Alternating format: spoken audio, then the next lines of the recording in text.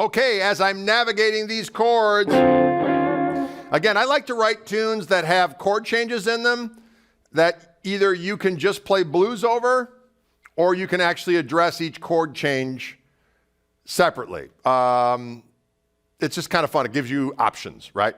And one of the ways I like to navigate some chord changes that just kind of gives a nod to more sophisticated harmony is this idea of applying these minor pentatonic scales with an added flatted fifth, I guess. We could call it anything. We can call it a blues scale, sans fifth, or we can call it a minor pentatonic with an added flatted fifth, whatever you want to call it. So in D, I've got... So as I'm playing that, I can just kind of play blues land.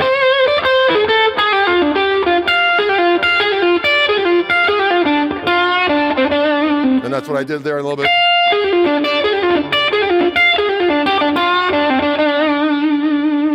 And then when I go to those two chords, I kind of like to add in the version of the scale that's based on the fifth. So I'm starting on A, but I'm actually starting it down. I'm kind of starting the fourth and the fifth.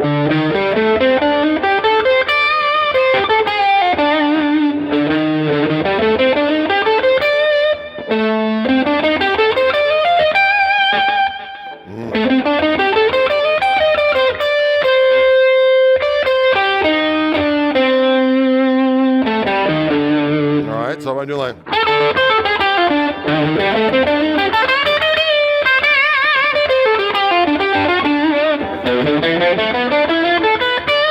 That's a version that's based on B, right? So I got.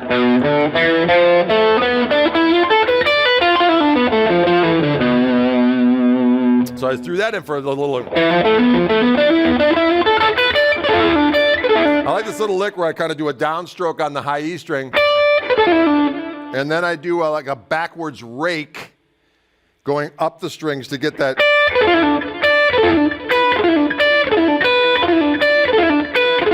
So I'm doing that in B. I also take it back to D.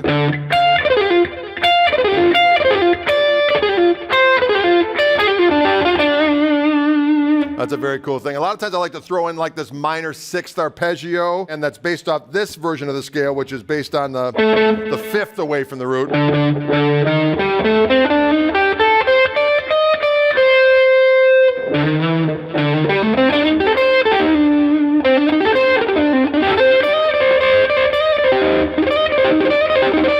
So for that, I'm just kind of doing a downward sweep.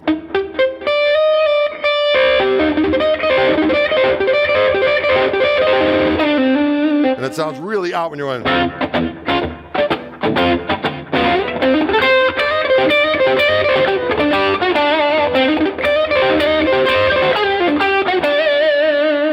It's a nice little taking the people outside for just a moment and then resolving it back in. So all those things are cool. Again, starting on the major third of this is the D, so I'm starting on F sharp.